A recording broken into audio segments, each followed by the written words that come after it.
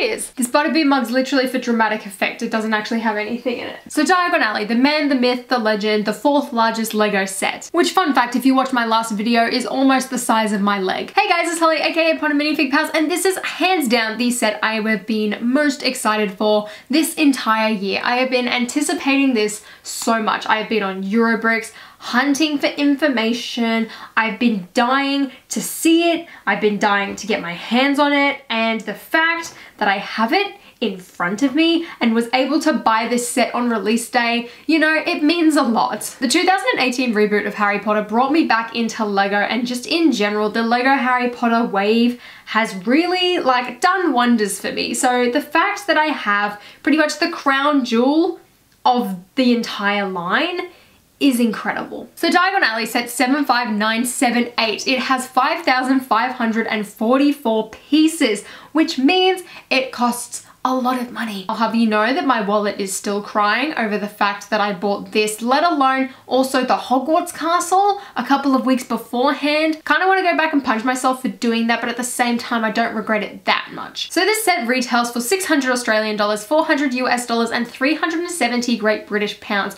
It's going to set you back a lot. And because of that hefty price tag, not everyone is going to be able to justify buying this set. I imagine quite a lot of people are looking at it and really want to get it, and probably don't know whether or not it's actually worth it, or whether or not it's worth getting this set or the 2018 microscale Hogwarts. So first up with Diagon Alley, before we take a close look at it, the build process is very long. It takes a very long time. I was very ambitious before purchasing this set, and I thought that I would be able to build it in one day and then get a review out the day later. Ignorance is bliss, honestly. I highly recommend taking your time with this build. So the way that it is set up, each separate building, which there are 4 of, has their own instruction manual, and you can go through them one by one. But this set is a behemoth. It's a marathon to get done. You could probably watch all 8 Harry Potter films when you do it, which I would highly recommend. And if I had to build it again, that's probably what I would do. I can't wait to talk about this set in this video. It definitely should have been up a lot earlier than it did. So let's start off just like any other review I do and take a look at the minifigures first. So our first figure is Harry Potter, and he's got his nice Gryffindor robes on with some dark brown legs and the same hair that we've seen 1,000 times. But one thing I really like about this figure is his face. So on one side of his face, we have a bunch of dirt stains from when Harry has just come out in Borgin and Burke's using the flu network, and I think it looks really good. And then on the other side, we have a really happy smiling face. It's really good to see some variation with Harry. Next up is Ron, and he's got the exact same torso as Harry, except this time he's got some light blue legs, and then he's got the same hair and face that we usually see with Ron Weasley. I wish, like Harry, that he did have a different face, although I guess I'm not too mad about it because this face does look really good for Ron Weasley. Next up is Hermione, and she's got, once again, the exact same torso as Ron and Harry, and this time as well she has got some brown legs, and just like Ron, she's got the same hair and face that we usually see from Hermione, which, considering this version of Hermione is pretty common, it's quite unfortunate to see. I wish we did have alternate faces for Ron and Hermione. It would make it so much more interesting. Next up, we have Draco, and unlike Ron, Harry, and Hermione, he has a full school uniform robes with tie, shirt, and everything, which is really good because then you can use this figure as just a regular school uniform Draco. Although it is interesting to note that his face does have brown eyebrows. From memory, I can't actually remember if the figure in the Great Hall had brown eyebrows too. From memory, I'm pretty sure they were black, which is kind of odd because Draco is a blonde. I don't know why his eyebrows are such a bright brown. Turning his face around, we have a very angry expression. Now, our first exclusive character to this set is Lucius Malfoy, and you know, he looks really good until you look at his face. He's also the only character in this set to include leg printing, which is really disappointing to me, especially because this coattails piece has been used several times before. It's not like it's new or anything like that. His torso print looks really good, and I love the design they've gone for, and I love how we have that shiny silver on his brooch on the front, but his face just disappoints me. This is the exact same face that we have seen before in some of the DC superhero sets. I'm pretty sure it's Bruce Wayne's face and Lex Luthor's face, and let me tell you, Jason Isaacs does not look like any of these characters. In fact, the 2010 Lucius Malfoy had a much better face, and I wish we had something like that. As a whole, I would probably say I prefer that 2010 one, honestly, because just this one reusing another licensed themed face is really disappointing. His hairpiece is really nice though, although I wish that the hair color was like the ones from 2010. Why couldn't we give Ginny Weasley her own unique face print? This is the second time they have reused a character's face, and both times they've been from Jurassic World as well, might I add. Get a dual-sided head, which is really frustrating, especially for a character that they are marketing as exclusive. Next up, we have Ginny Weasley, another really disappointing figure, mainly for the face. And Ginny does come with a copy of Gilderoy Lockhart's Magical Me. Now, this book, unfortunately, is a sticker, although the sticker print does look really good. And then on the inside, you just have a plain tile. I wish there was something with writing on it. That's quite disappointing for me, especially if we got like Gilderoy Lockhart's signature or something like that. Now, Ginny herself is really disappointing to me. She's just got plain black legs and a pink torso, wearing some sort of blouse, which I cannot remember for the life of me whether or not that is accurate. Then she's got the same classic Ginny Weasley hairpiece, which I love. But then she uses the same face as Susan Bones. Now, literally, this character looks exactly the same as that young kid from Jurassic World. Why couldn't we give Ginny Weasley her own unique face print? This is the second time they have reused a character's face, and both times they've been from Jurassic World as well, might I add. But the thing that annoys me most about this is that this face was used for Susan Bones, another Harry Potter character. It also does not have ginger eyebrows, which, you know, most gingers have ginger eyebrows, so it's really frustrating to see that Ginny's eyebrows do not match her hair color like the rest of her family. And her alternate face perfectly describes how I feel about this figure. Next up, we have Molly Weasley, which is just as disappointing as her Burrow variant because she has no skirt printing and she has that same reused face print of Helga Hufflepuff and that same really weird hairpiece. I don't know why they chose Kira's hairpiece. They should have just used the old one or even just come up with a new one. Molly Weasley could be so much better. Although just like the Burrow, I do quite like her torso print, although I don't actually think it's all that accurate. When watching the film, I could swear this dress was a different color, but I do like the printing on it, and I guess the dress matches the skirt, so you know what, I'll take it. Next up is another one of our exclusive characters, and this time it is Gilderoy Lockhart, and he has that same copy of Magical Me as his accessory, and he's got a really nice design to him. Now, as much as I do love the print and the way this figure turned out, it is not accurate, and I still feel like it could have been better. I love the hair choice that they've gone for him, and I love his face. I also love this double-sided cape. It's made of a really thick material, which I'm pretty surprised at, but it does look really good.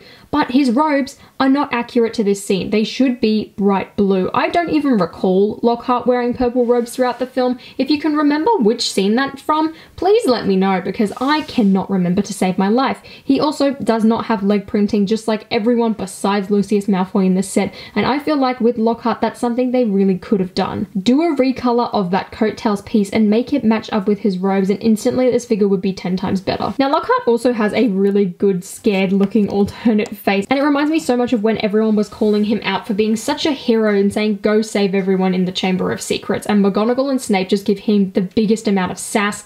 That's exactly what this face reminds me of, and I think it looks really good. Overall, he's definitely one of my favorite figures from this set. Our next figure is the Daily Prophet photographer, which I think is a very interesting choice and a very obscure character which I really didn't think we needed in Lego form. Never thought we'd also ever see it in Lego form, and he's got this really nice brick built camera. I love the flash on it. I feel like that really looks so good. I also don't know why the camera's red, but you know, the build of it looks pretty good, so that's alright. Now, the Daily Prophet photographer does look really good, although I'm not too sure why he has short legs. He wasn't a particularly short character in the movie, so I really don't know why they went for that. His torso print does look really nice though, with the nice coat and vest underneath, and then we have a recolor of the Scarecrow's hairpiece from DC, which I'm honestly surprised they haven't done more of in Harry Potter. I think it looks really good and would be great to have some like standard witches and wizards roaming around like this. His face print is also really nice with a goatee, and he does have an angrier alternate face, which, I mean, I don't ever recall him looking very angry, but you know, it's nice that he does have one, unlike Lucius. Now, onto my favorite figures from this set. We have Fred Weasley, and I'm so glad that they have their orange suits on. It is amazing to see, as I really really wanted these figures when they first came out in 2011 in the original Diagon Alley, and I missed out and never got to get them, so I'm really glad that we have got them in this new set. But also they've got accurate torsos where their vests do not match each other, which is awesome to see. But also with Fred and George out of the newer wave of Harry Potter sets, they don't have the same face, which is awesome because that way you get 4 different faces for these sets of twins. Fred's has one really happy open grin and the other with a closed smirking grin. And then to go along with Fred, of course we have to have George, and he looks just as good. His vest, unlike Fred's, is green and he has a purple shirt on underneath as well as his Weasley tie. Other than that, the back printing is the exact same and Fred has one open smiling face and one very happy grin. Now these faces as well are the exact same as the ones that appeared in the CMF series for these guys. Next up we have Ollivander, which is the second time we have seen him, the first being with a miniature scale Diagon Alley gift with purchase set in 2018, which unfortunately I do not own and do not have my hands on. His accessory is the really nice new wand box piece, which I love how this turned out. In total in this set we get 10, and on top you just have a 1x3 tile, and on the inside there is one dark brown wand. When I first saw this set I thought Ollivander was the exact same as that gift with purchase set, but to my surprise he does have a different coloured coat on. This time it is dark red instead of brown, or was it grey? I really can't remember off the top of my head. His print does look really nice though, and just like everyone else he does not have any leg printing, and he's got a rather worried and confused expression on the back. Our last shopkeeper of the set is Florian Fedescu, and he's one I really did not expect to see in this set at all. At first I was kind of disappointed because it made me think like, oh, we're missing out on some essential characters that we could have gotten. Why is he a waste of space? But then I really thought about it and I was like, you know what, it is good that we do have some shopkeepers in this set. His accessories include a little spoon and a little ice cream cup using a translucent orange version of the one that Ginny Weasley had in the CMF series, and then on the top you have some chocolate ice cream. This is one figure that I'm glad they didn't do leg printing on because I feel like that would have just been a bit overboard,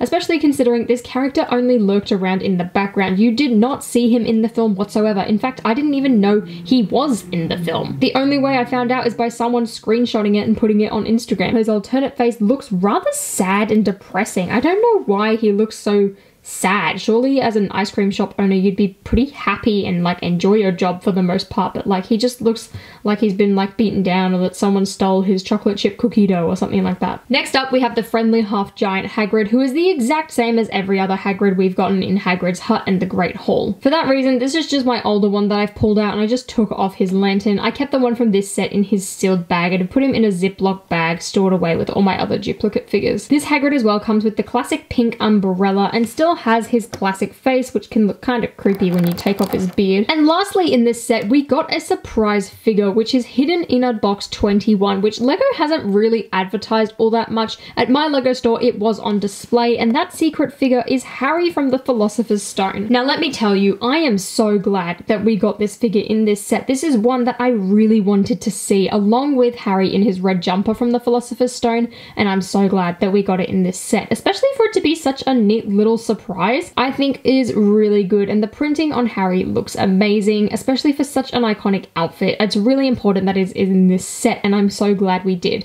This Harry also has the same face as the other Harry Potter from this set, with his flu powder scuff marks all over, which looks amazing, and I'm glad we did get that second alternate face because it is a lot harder to get a hold of. So starting off the street in Diagon Alley, we have Ollivanders and Scribblus, or technically I should call it Ollivander-anders, because of the way the stickers work. Yeah, let me just tell you, the street signs in this set probably do not line up very well. And this one right here is definitely one of the most recognizable purely for Ollivanders. Honestly, I have never heard of Scribblus before. Personally, I would have preferred an Elop's Isle Emporium or Madame Malkin, something like that, because I've never heard of Scribblus. I know now that it's a stationery store, and because of this set, I've definitely learned a lot more about it, but I did not recognize it or recognize the name or anything. I mean, it has been a while since I've read the books, probably mentions it in there, but just thought I'd throw that out there for you. And the build of this looks really nice. Now, this is the first one you build in the street because you do go from left to right as you go along, and taking a look at it, you can see see the cobblestone street and how that all goes. Honestly, as good as it looks, it's definitely the most frustrating part of the build. I hated doing it. It took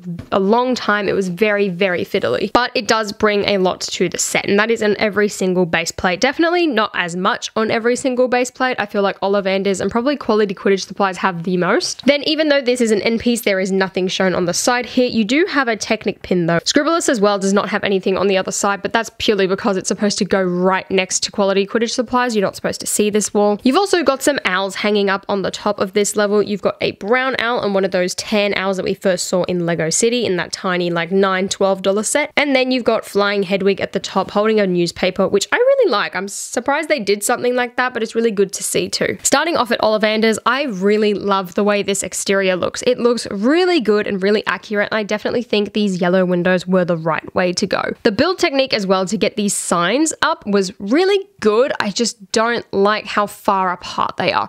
I tried to put these stickers as close together as possible, but because the way it is built, there is a gap there and a piece hanging underneath. It's really frustrating. I do wish you could have gotten it closer, but it does look really good overall, so I can't hate it that much. You've also got these nice grates underneath to hold the whole thing up, which is really good. And then Scribblus as well has a really nice window design, this time in a dark blue rather than black, although there is a gap there, and part of me was like, have I built this wrong? You also have this nice little lantern build with a tiny flame at the top, which looks really nice. And then again, you can see the back of a little shelf from the store inside, so you do get this blue panel when looking at it from the outside. Moving on up, we get a nice selection of printed signs, or I say printed, it's all stickers really. You have a little Scribblus advertisement, and then you've got some panels hanging from the ceiling up here, one of which says Fear of Flying classes, and the other one says Galleons for trading, or Galleon for trading technically. Over to Ollivander's sign, you can see some more of these window builds, and there is also an Ollivander's sign hanging out, which fun fact uses the same piece as the platform 9 3/4 did in the original Hogwarts Express. You also get this really nice panel on the wall, which I have no idea what it says at the moment. It says Scribblus, writing, something. I can't read that, even though I'm looking in the viewfinder. I imagine it's instruments. I can't read that. I'm sorry. Then sitting up perched on the top of Ollivanders, you have those two little owls. Also in this set, you get some nice chimneys. There is this little bent one which just kind of collapses like that using a bunch of those twist pieces. You get a nice little balconette area, which is all smoothed off with some tiles. There's a tiny little staircase over here at the top of Scribblus, and then you have another chimney over here, which Hedwig is flying off of. And that whole Hedwig piece is stuck inside the chimney and then is clipped on at the top here, and then of course you've got Hedwig sticking out the front flying. I mean, ideally it could be a generic owl, but I'm just going to keep calling it Hedwig anyway. Then turning this baby around, we can have a look at the interior, which honestly, it's kind of underwhelming. It's definitely not the worst interior, but Scribblus especially not that great, and Ollivanders not too accurate either. So starting off with the bottom level of Ollivanders, honestly, not too bad, just not very accurate. You have this giant spinning staircase which rotates, which I think is really good. It means you can tuck it away if you need to for displaying or storage, and then you can pull it out, and underneath the stairs there is a bunch of wands, some of which are just brick built and some of which do use that new wand box, which I'll show you in a second. If I just move my light down, we can actually have a better look at this giant wand bookcase at the back. This looks amazing, and there is a little wand box in there which can just slide in and out. There is also the little desk and cashier, and if you look really closely, you can see that my sticker is peeling off. Now that's the second time that's happened. I first noticed this earlier when I was getting all of the builds ready to go for this review, and I had stuck it back down, and I'd say that was about maybe 2-3 hours ago. I watched Mulan in that time, so yeah, there's a little time guide for you, but it does keep popping off. Now I don't know if this is the same issue that my astronomy tower has, where it's because it's on a curved piece, or if I just didn't press it down hard enough when I did apply it. You can also see there are some more wands for display in the window, and there is a gold lantern. I don't know why they've used that lantern piece and then hung it upside down. I really don't know. It kind of looks fine, but I also kind of hate it. You can also have a better look as well at the sticker on the cash register. There's also a little quill and a stickered parchment piece. So here's a better look at the wand box. So on the top you have a 1x3 tile, and you open it up and there is just a singular wand inside, and this wand box piece is really nice. I do hope it pops up in the future. Over on the left hand side we have the little Scribblus Scribblus building, and there is a really nice little shelf on the left here. It is a shame though that that blue does poke through on the exterior, but I really do like the design of it. You've got a bunch of little quills, you've got some quills in ink, and you've got 2 rolls of parchment up there. From the back you can see the little scroll which does appear through the window from the front, and then you've got that same little parchment piece that is an Ollivander's desk. You've got another red quill and a gold lamp over here. And this is what I mean by I don't really like the interior. It just looks very plain to me. I get that it can't be too cramped, but it just feel like it could have been a bit better. The best part about it for me personally is those rolls of parchment. Moving up, we have the second level of Ollivanders, and there is a really nice railing using a bunch of telescope pieces over here. You also get these 2 ladders which you connect to make this folding thing. Taking that away though, you can see another one of these wand bookcases which has another wand box hanging out. You've got a gold lamp at the back, and then oopsies. Okay, well, kind of destroyed the landing there, but taking that away you can see that there is a little desk here with a drawer which is actually made using one of those hinge pieces. The build for that is really simple, but it looks really effective and I love how they did that. At the top as well you have another tile to represent the top of a wand box and a wand box with a tan wand in it. Then you've got a little candlestick over there, some more wand boxes in the window, and then a little swivel chair. Don't mind me just fixing the railing now. Now back over on the top level of Scribblus we have a orange armchair, a little blue rug, which actually I really like the fact that that is horizontal and use those triangle pieces. I think that looks really good. You've also got a little green bookcase over there using one of those Ninjago skulls which has no printing on it. You've also got a translucent red minifigure head and a miniature fireplace on the side. Usually we get fire in all Lego fireplaces and there are clips to do it, which makes me really confused because at first I kind of thought that I built it wrong and that there was actually supposed to be fire. Turns out I built it right and it's just really confusing. But that is it for the entirety of Ollivanders and Scribblus. So the second building along is quality Quidditch supplies, and honestly I hate the pink. I cannot stand it on this building. On its own I think it looks okay. Then again, pink and red really don't go together all that well, so that kind of does annoy me. Then when you put this building in with the rest of the street, it sticks out like a sore thumb. The pink is just far too bright. It stands out so badly. I wish it was darker or even lighter just so that it kind of blended in a bit better and wasn't so bright and jarring and in your face. Besides that, I really like the design of this building. I mean, it's pretty basic at the top, but at the bottom on these 2 doors, on the quality Quidditch supplies door and the Daily Profit door, it looks really good. And I love this slanted design at the front of the building. It looks really, really nice. So firstly, I want to take a look at quality Quidditch supplies, and when you twist it round, like I said, you can see that this whole thing is slanted forward, and this is all held on some Technic pins. You can kind of pull it out and it just sits there hinged, and it looks really good and really effective. These also are all printed, these glass panels here.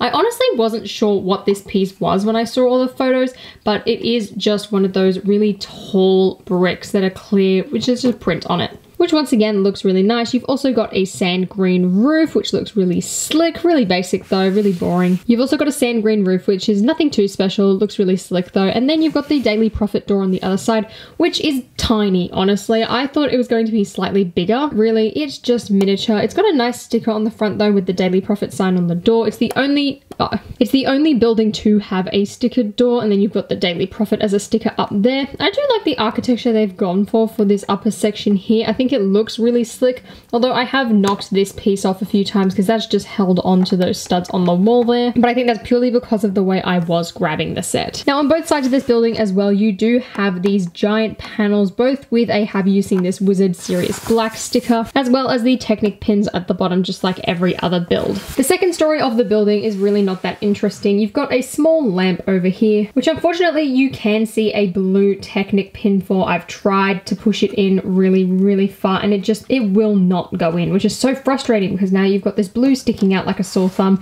because the pink apparently wasn't enough. You've got these really nice window frame designs over here. You've also got some of the masonry bricks, and then you've got a Quidditch supplies banner, which is just hanging on via some skeleton arms, and that is all stickered on. Turning around there, you can see a Hogwarts house banner, which looks really nice as as well. And then you've got another one of those door frames as well as the Daily Prophet sign itself. But besides those signs, there really isn't anything to the second level of this building. It's very plain and very boring compared to a lot of the other buildings. And I just knocked off this little piece again. See, it's really easy. It just slides off all the time. Though because it is really simple on the second story, it did make it easier to build, admittedly. Then at the very top, you have this other section here with these windows using the Stranger Things newspaper glass panel pieces. I have seen these on Bricks and Pieces, so I imagine these will show up in a few other sets as they aren't necessarily licensed.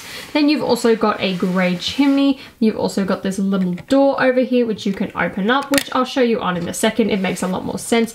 Then at the very top as well, you have a pile of newspapers which is on top of the Daily Prophet's office, which is why they are all there. When you spin this round to the back, you can see that it's really plain inside the Daily Prophet office. Quality Quidditch Supplies itself isn't too bad. There are a lot of things I like about it, but there's also a lot of things that I don't really like, mainly the fact that it just feels very empty. Starting off with the Daily Prophet office though, this thing is incredibly small. On this side over here, you do have a stickered panel with a bunch of posters and warnings and things like that. He Who Must Not Be Named returns, Have You Seen This Wizard, and a bunch of other snippets from a range of the different movies. On the inside as well, you have a little basket with this little build which makes it look like there are a bunch of newspapers all stacked up. Now this is all stacked up so it's heading up vertically, and then you have the Daily Prophet picture at the front, which looks really good, especially when displayed inside this trunk. It's a very simple build, but it's very effective. And then you've just got the door at the back, and that's literally it for the Daily Prophet office. It's so empty and so plain and boring. I'm not too sure why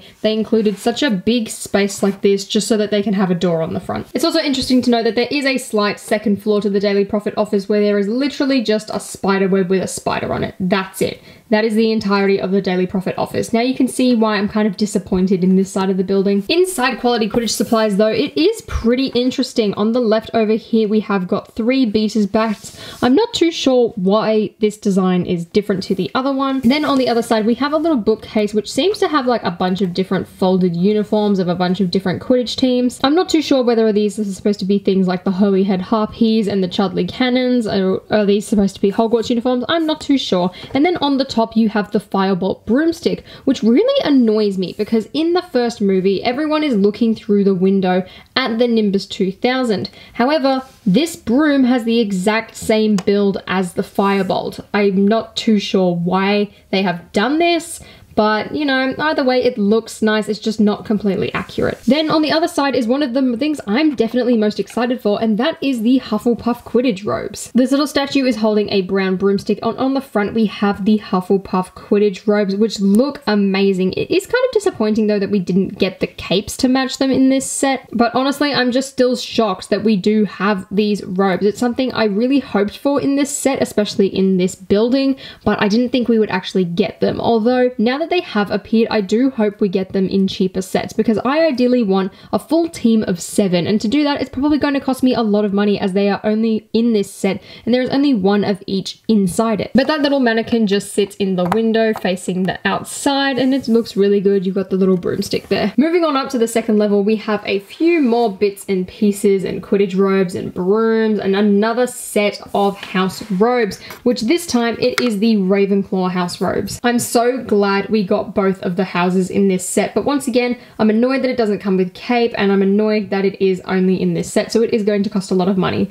This mannequin is just stood on top of 2 jumpers and a plate and just kind of sits there. You can either have them facing outside or facing inwards. Then on the front, you just have some tiles meant to represent some sort of carpet, which looks really plain, really boring to me. And then at the back, you've got 2 brooms, one being the dark brown broom, which I first saw in the CMF series, and another being just a regular black broom. And then underneath, you have a stickered panel using those new Mario tiles that says, "Feel free to test flight any of our brooms." Moving on over to the right hand side, we have a light nougat chest, and inside you've got 2 quaffles and another one of those beater sticks. At first I thought this was all supposed to close flush in the instructions, but turns out you're actually supposed to have it slightly open. Then lastly, on the black wall, we have another cabinet with some more uniform type things where they're all stacked up. Also, because of the way this building is built, you do have these slight gaps in between the floor here, which I'm not too sure why they've done this. I think it might just be some sort of design choice. Then lastly, at the top level, you have this little trapdoor that I showed you earlier. And then on the inside,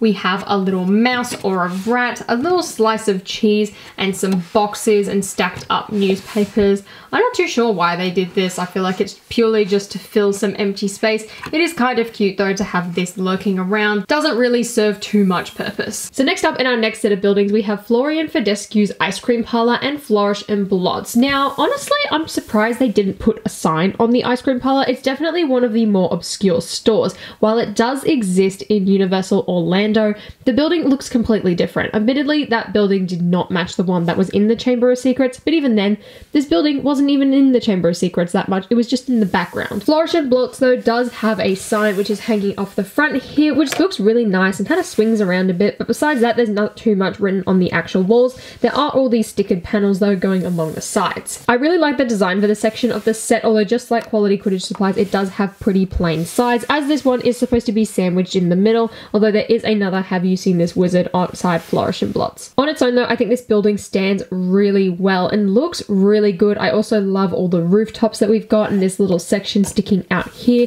Then you've got the same roofing technique as Privet Drive up here. You've got an ice cream table and some chairs on the top of the roof. I also love this little parasol or like shading area. That looks really good. You've got another one of those weird lanterns, and then you've got some gargoyles up at Flourish and Blotts. On the outside Florian's, I have to turn the brightness down because you've got these two white chairs, which considering the lighting setup I've got, I look very, very overexposed if I turn it up. But taking a look at them, the chairs look really good. You've got those little tooth pieces at the bottom, which do mean they kind of slide around, and it could be really easy to lose this if you are transporting the set. The rest of the outside is pretty simple. You've got a tiny little brick-built table over here, and then you've got these black lipstick pieces to make it look like this sunshade is hanging up, although none of it is actually attached. They're just there for decoration. It will stand there on its own. This is also just brick-built using a bunch of different tiles and some clips, nothing too special there. And then you've got a lot of nice yellow tiled off finishes. Outside Flourish and Blotts, you've got these really nice little brick-built bookcases. These just clip on via two clips to these little pieces on the side here, and they're brick-built using a lot of different tile pieces. I also love how they have these more like curved pieces to make it look like there's a really thick book sticking out. I love the design of these. I think they look really cute, and it really adds a lot to the outside of this building. Also, looking at the windows, you've got a very similar style print to the quality Quidditch supplies ones. However, these panels are a lot bigger. Looking through the window as well, you can see this stack of books display, which we'll look at in a second, and you also have a poster for Gilderoy Lockhart's Magical Me. That sticker is placed on a 2x3 tile. Moving up to the second floor, outside Florian's, you have that little lantern I was talking about, which luckily you can't see any peg this time. It actually goes inside the wall. Then you've also got these tiny brick-built chairs and a really tiny table with a purple ice cream cone on the top. There's also this window up here,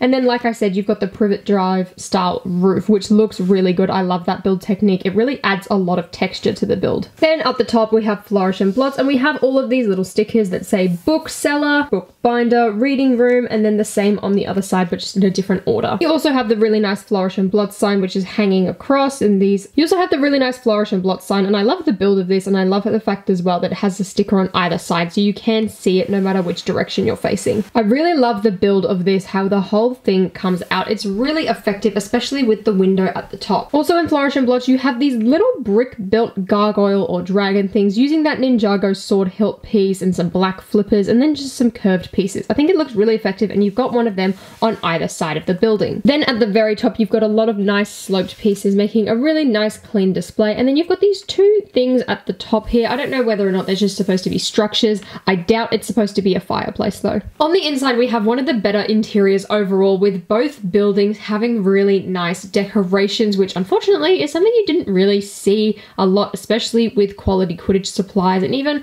I'd say Ollivanders and Scribblers. Scribblers really let that down, but Florian's ice cream parlor looks really nice, mainly because of this bottom floor. I mean, the top floor also looks really cute and there's a lot of nice builds, but definitely not as good as the bottom. Flourish and Blotts, once again, I kind of wish there was a bit more, although I think they really did utilize the space they had really well. Before we take a close look at that, you do have this external little desk here. This entire thing is built separately, and this is Gilderoy Lockhart's signing table. So as you can see, there are a lot of black books stacked up on the sides, which is multiple copies of Magical Me, plus a little pot of ink with a quill in it on the side. Now, although you can stick it inside of the build, it is very hard to push down because you have got these curved pieces on the side, so it does sit kind of lopsided, which is quite disappointing. Even though I do really love the build of this book, it is really annoying that you can't get it in properly. But taking that away, let's take a look at the inside of Flourish and Blots first. So I've cranked the brightness up again because there is a lot of black in this set and I want to be able to make sure you can see everything. So on the left hand side we have this really nice display of books. This is all stacked up using a bunch of plates to make these brick built books. You also have this really nice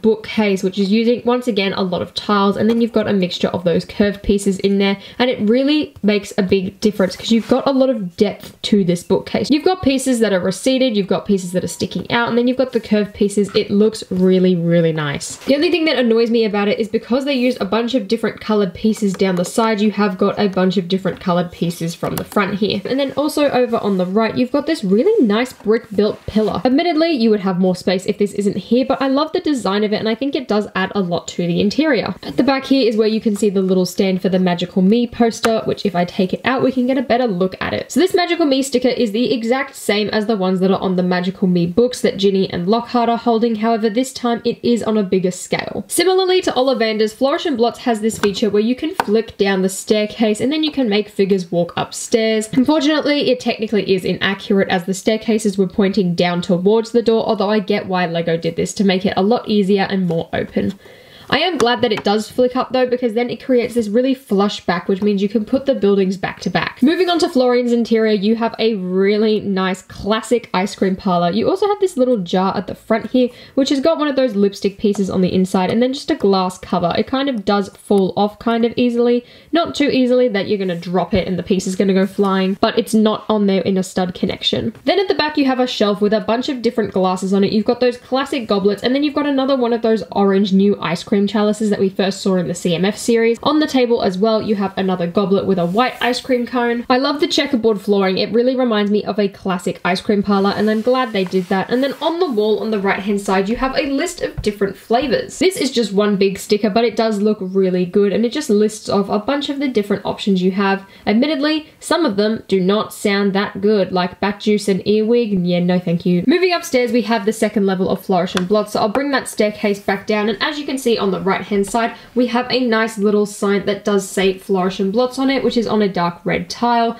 Then you've got a little display in the window, which is like this nice smooth bit with just one of those classic book pieces with the Wingardium Leviosa spell on it. Once again, it's not attached via any studs, it just rests there and looks pretty. Next to that, you've got a gold lantern, which is using that lantern piece upside down again, which is brick built, which looks also really nice. You also have another stack of books, which is placed on top of what looks like it's supposed to be some sort of brick built box. And then you have another one of those really nice bookcases. It's very simple on the upper level, but I do think it looks really, really nice. At the front as well, you also have the balcony so that you can have the Malfoys glazing over and judging everyone from the higher ground. On the second level of Florian's, you have a brick built rug, which looks pretty cute. This really nice lamp build, might I say. I really like how this turned out. It is using a black one of those sausage pieces at the top to make it kind of curve over. I really do like how that turned out. You've also got this tiny weeny brick built table with a teacup and a mug, and then an orange brick built chair, which is on one of those Technic rods, which unfortunately means you can see the Technic pin from the top of the chair. Probably not the best design choice, although I do like the rest of the brick built chair and how it turned out. But besides that, there's nothing in the roof like there was quality Quidditch supply, so that is the entire building done. So the last building in the street is hands down my favorite and the one I was most excited for, and that is Weasley's Wizard Wheezies. And this was the second building I built, and I did it all on a live stream, and honestly kind of regret doing that purely because it took so damn long. I feel like this is definitely the biggest one out of all four of the buildings, and even though it is the largest, it definitely pays off because this thing looks incredible. The detail on the interior is hands down the best out of all four of the buildings on the street, and I feel like out of all of them, maybe besides Ollivanders, this is one of the only ones that I feel like you could get away with displaying on its own, and that's mostly because everyone knows this building, okay? Even though it was only in one film, it's very recognizable, it looks really good, it's in Universal in Orlando, it's on the set tour, it really stands out as well because of all of the orange. The one thing I don't like with this building is definitely the light purple bricks. Now, I'm glad we did get purple, but part of me kind of wishes we just got grey, purely because the purple is too light. Now, I am glad that they did go with that light purple rather than this regular dark one, but honestly, Lego just needs to make a darker purple color. This light purple, it kind of stands out like a sore thumb. I mean, not as bad as the pink on quality Quidditch supplies, but it definitely does stand out. Another thing that annoys me about the purple is it means these stickers don't match. Now, admittedly, Lego could have made these stickers lighter and made it match that purple. I honestly don't know why they didn't. Maybe it's not a part of the sticker colors that they have available, but it really does stand out like a sore thumb. Now, admittedly, this probably isn't the way you are going to display it, although because it is displayed on the box as the end building, I do wish that this type of purple was the color of the bricks. I feel like the dark purple may be a bit too much. I feel like another thing that might have helped is if that dark purple was actually like a gray or something like that, just so that it doesn't stick out as badly. And looking at the inside as well, you can see a bunch of things through the window. Admittedly, not as much as I would like. I did take a photo of this once I'd built it with like the doors open and things like that, and from certain angles like this one where I did take the photo of, it looks like the interior is completely empty. If you turn it a bit more this way, okay, yeah, you can see through that door, but that was something I found kind of interesting, especially when building. It felt like the interior was very full and very cluttered, a lot more than the other buildings were, but then when I went to take a photo, it felt very empty.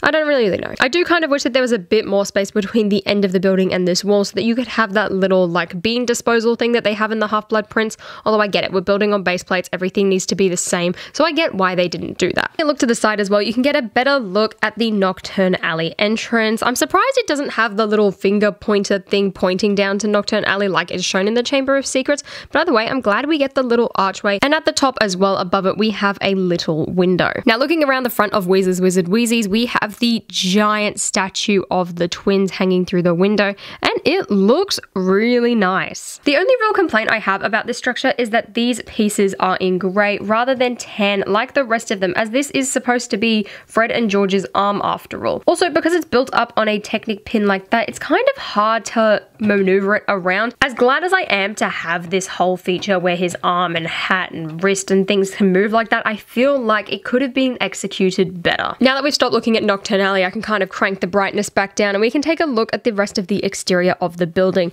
Now, I really love the way that this is built up using a bunch of curved pieces and tiles and things like that. It was very fiddly, and I found it kind of confusing in the instructions at some points, especially when you take a look up at this level. So over here and over here on this window, we use a lot of tile pieces to round it off. However, coming over here, you have a lot of cheese slopes, and in the instructions, I kind of got confused. You do it so many times that you just assume that the rest of these are these flat tiles, and then you get to these and you're like, okay, well, I've run out of tiles, what's wrong? And then you take a closer look at the instructions and you realize that it's supposed to be cheese slopes after all, and that same issue happens up higher as well. One issue I do have with this set though is the use of these stickers. Now, because this sticker needs to wrap all the way around the front, you can't exactly put it so close in the center that it looks like it lines up, because it doesn't. You've got this giant gap in the center here. And once again, that is the same for this top one, but it's only the stickers on this center building. These ones aren't too big of a problem because they just kind of sit there in the middle. These ones you can put side by side as well, so it's not that big of an issue. One thing I'm not too sure about is the build for these lanterns. Just like the rest of them, they just kind of stick out, although I'm glad we have a black piece for this one, unlike in quality Quidditch supplies where you can see the blue underneath it. You also have this little rotating lantern piece, which in Weasley's Wizard Wheezies is constantly spinning.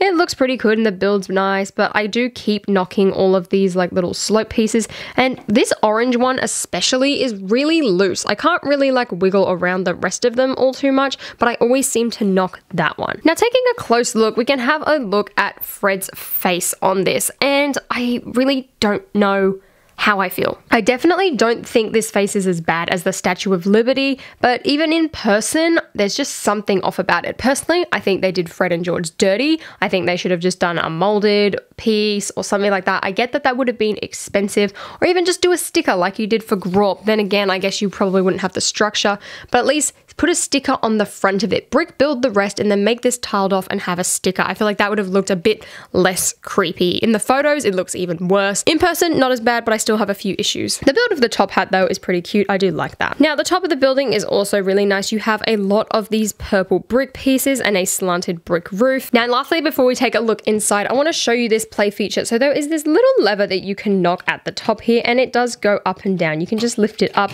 or you can flick it like that. It is quite loud if you do flick it, I find. I don't know what it is. Like, that just makes a lot of noise because nothing's really connected. I also did have quite a lot of issues when building this play feature. It took me a very long time to get it right. That could be because I was tired and slightly delusional at this point, but yeah, it also seemed very confusing. Now taking a look at the interior, I think LEGO has nailed it, and that's something I don't really say a lot with these LEGO Harry Potter sets. That's why I'm redoing Hogwarts' interior. I just don't really like how they've done it. However, I really think they hit the nail on the head with this one, and it's by far the best out of all the other buildings in this set. I think a lot of that does come down to the bright colors in this thing. There are some really nice builds and they all look really good, but nothing really stands out to me besides the way they've done this railing with a bunch of colorful cone pieces. And at first I thought this was very crowded. I think it looked really good, but at second thoughts I feel like it's quite empty. Like, for example, at the back there is the love potion stand, which we'll take a look at, but that is built separately and isn't actually meant to go there. I just put it there because there was a big gap. Now to show you this properly, I'm going to crank up the brightness because especially when we get to the top, it does look quite dark in here, and that's purely because of the black roof. So now that we're all slightly blinded, here is the bottom level of Weasley's Wizard Wheezies. And this building's interior looks so nice. There are a lot of really nice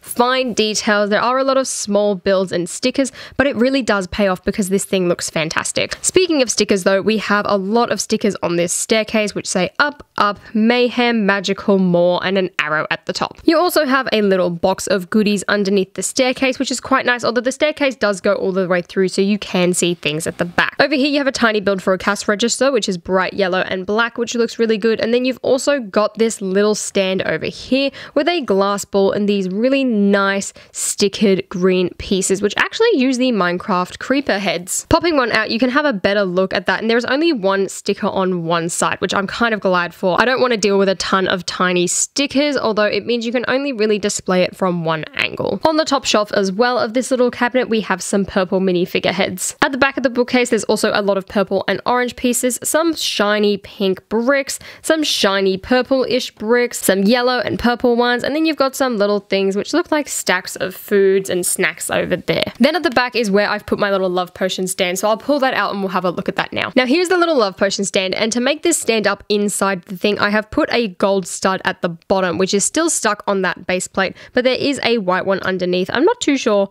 why. I think it might be because you stick this little black pole straight through the center, and that way it can kind of sit on the top. Then you have a bunch of little stands, and I've just realized that I have forgotten to put a purple stud there, so we're going to ignore that and pretend I did this entire thing correctly. So you've got 4 of those little things on either side, and then you have some more pink dishes coming up to the top with a bright pink heart at the top. I think this looks really cute, and it does take you back to when you're watching the film because Ginny and Hermione are both stood around the love potion thing and they interact with the twins. It's a whole scene. Now moving up to the second level where the staircases reach, and we start our really nice staircase banner using a lot of cone pieces, and while it does look very nice, because it is a bunch of cones, it's very fiddly. You also have this little lantern here which is hanging by a black paint roller, and you've got these green and black balloons, which if I crank the ISO down, we can actually get a better look at. Now cranking it back up so that we can have an actual look inside, you can see that at the back there we have some lollipops in a little cauldron. You get 3 of them in total, and the stickers are quite fiddly, mainly because it is a circle piece. At the very back you have a little display full of a bunch of Fred Weasley's basic blaze boxes, which are Fred Weasley's homemade fireworks that they have made to sell in the store. I love how you've got a bunch of different size boxes all stacked on top of each other. I think it looks really good, and that is done by using a bunch of different tiles and jumper pieces, as well as 2x2s and 1x2s. Next to the stairs we have one of my favorite little displays, which is the Peruvian instant darkness powder display. Now I knew what this was instantly as soon as I saw the black and the dark blue colors, and I honestly didn't think they would put something like that in, even though it was a notable part of the Half-Blood Prince, because that's where Harry gets it from, so that he can disappear on the Hogwarts Express. At the top as well, we have a few more little joke boxes, including some puppet juggling at the very top there. And then in the back corner, we just have a generic display using a bunch of round pieces and tiny brick built bottles and things like that. Nothing too special or notable there. From here as well, you can also get a better look at this staircase railing, and then these black bars just kind of sit on the top to finish it off. You've also got another one of those lanterns leading you up to the top floor. Now to show you this top floor, I'm really gonna have to crank the brightness up because it is so dark because of those black plates on the roof. So on the left here, we have a pink rock, which was first shown in city sets. We have some Weasley's Wizard Wheezies boxes, which I believe to be sort of a skiving snack box type thing. You have another little pile over here and some more 1x1 little buildings, and then you can also see the mechanics behind the hat. Mechanics, I mean mechanics. And then you've got some more railing at the top there, but other than that, that is it for the top floor. It's very basic. And that is pretty much it for Weasley's Wizard Wheezies. Now the last bit of this set is box number 21, where you build this little stand, and LEGO really hasn't advertised this all that much. There are minimal photos online. They did have it in the glass cabinet at my LEGO store, which is how really I found out about it, besides like all of the YouTube videos. I did know about this, but it was the first time I'd actually seen it advertised, and the whole purpose of this is so that you can put Hagrid and your Philosopher's Stone, Harry, here, and it pretty much quotes that first line that Hagrid does say in the Philosopher's Stone as they walk through the wall for the first time. It's really neat, and I've never seen anything like this from Harry Potter, like a little stand like they typically do with Star Wars, so it's awesome to see something like this from this set, and I will definitely be displaying it with majority of my Diagon Alley buildings. So Diagon Alley, overall, I absolutely love this set. Would I recommend this over the Hogwarts Castle? Honestly, probably, especially for me being someone who loves minifigure scale things. I feel like this is definitely the better way to go. The set, just like Hogwarts, looks a lot more impressive, although the fact that it does have a slightly cheaper price tag is going to appeal to a lot more people. Also, the fact that you get a lot more minifigures, while they're not necessarily great, it is good that you have more of them because everyone loves minifigures. It's such an iconic thing. People love minifigures. It's just a fact. But would I recommend this over getting all of the regular play scale set Hogwarts sets? And honestly, this is a question I've been asked quite a few times. And my reaction to that is, if you really like minifigures and that's something you really care about, like myself, I have a massive minifigure collection, I've got frames, I love collecting minifigures. So in that regard, I don't think I would recommend this set. The build definitely stands out. It looks just as good, if not better, than all of the Hogwartses combined. But the minifigure selection brings it down. If we had better exclusive figures and better face prints and better torso prints and more leg printing, I think I would be able to recommend this a lot more. But the fact that the minifigure selection just feels extremely weak really brings this set down, which is so unfortunate because this thing is beautiful. Like, I'm honestly tempted to build a coffee table and display it in there, despite me not having my own house or apartment or even a place to put a coffee table right now. It makes me very tempted to do this. Overall, this set isn't perfect. It's definitely a big step up from the original in 2011, and I'm really excited to see if and what expansions we get in the future. Definitely Gringotts is coming. I can almost guarantee it at this point. I'm gonna do a whole video based on what I think we're getting now that I have seen this set and now that all of the 2020 stuff is out and announced. But yeah, long story short, Gringotts has to be coming. You cannot do Diagon Alley like this and not give us an opportunity to get Gringotts in the future. This is definitely one of my favorite LEGO sets of all time and probably one of my favorite Harry Potter sets of all time. This thing is gorgeous and I'm really happy with how it turned out. I honestly could not ask for much more for the price they've given us. So now that I have LEGO Diagon Alley, the next step is to finally get my butt down to Universal Studios in Florida and go visit the real Diagon Alley. I mean, it's way overdue. I really need to go. Especially when I look at this set, it makes me want to go even more. But if you can't afford a vacation or, you know, like me, the borders are shut and you're not allowed to leave your country, this is a really good substitute. Just make yourself into a sig fig and plop yourself in the street. I've done it quite a few times.